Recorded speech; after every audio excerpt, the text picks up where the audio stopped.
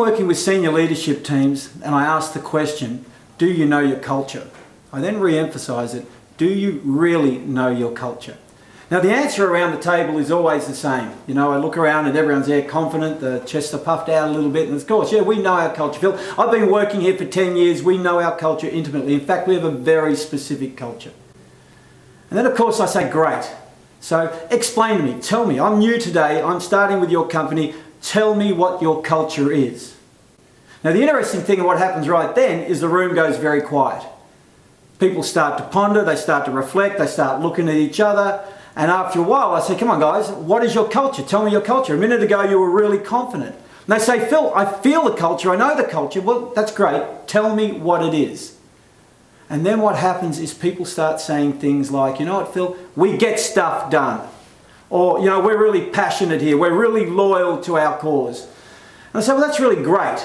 But if I'm just joining the organisation for the first day and I'm sitting down with you, one of you say the culture is getting stuff done, another one says being passionate and loyal, someone's about being, I don't know, determined to get things through. But the reality is you're saying different things and I'm going to get a different result from each one of you. And to be honest with you, it's all going to be pretty thin.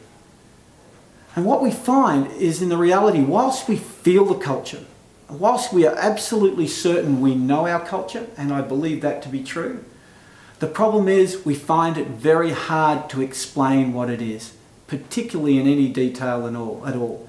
And what tends to happen because of that is we have these things called interpretations of the culture. So different leaders on the senior leadership team have different interpretations. It's very similar, but when they describe it differently to their teams, and we end up with subcultures that are not aligned.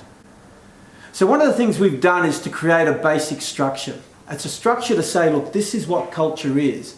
And one of the things we've also done is embed strategy, as I'll show you right now. So to us, if you're going to describe your culture, there are 5 levels that you need to understand. The first one is your purpose. And your purpose is, why do you exist? Why do you exist?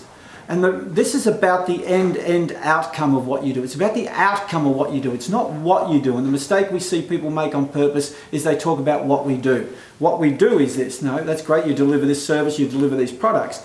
But what is the outcome of that? Why is the world a better place?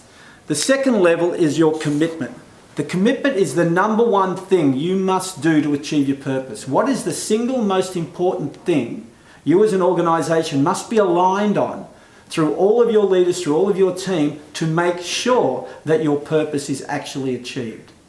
We then talk about the priorities, and the priorities are made up of your strategic pillars and your strategic imperatives. So the pillars being based on a balanced scorecard, and what we like is people, customer, financial growth, innovation, and sustainability and community as the 5 pillars. Now they need to be in your language, but they are the pillars. Then what happens underneath that is you create short statements that bring those pillars to life. They're called imperatives. These are the things that your strategy is driven from. So what is the short statement under people, customer, financial growth, etc., that brings it to life? The 4th area is your foundations. Now foundations are really interesting. They are actually like your legacy cultural things in the organisation. What has made your culture, what has made your organisation famous to now? What are the things that you've done over a long period of time that have made you successful? We don't want to lose those in here because some of these words might not capture them, so we need to call them out and say, look, this is who we are as an organisation, this is who we've always been. And finally, what are our values? Now, most organisations have these done. And our values are the way we behave, the expectations of behaviours, and the way we work together and the way we work externally in the communities. And as I say, most organisations have those pretty nailed and can probably describe them. The issue is, how clear are we of the other factors of culture that are necessary to onboard and induct people into your organisation? Culture is about being able to live it, but it's also being able to explain it. Hope this has helped. Thank you for listening, and see you next time.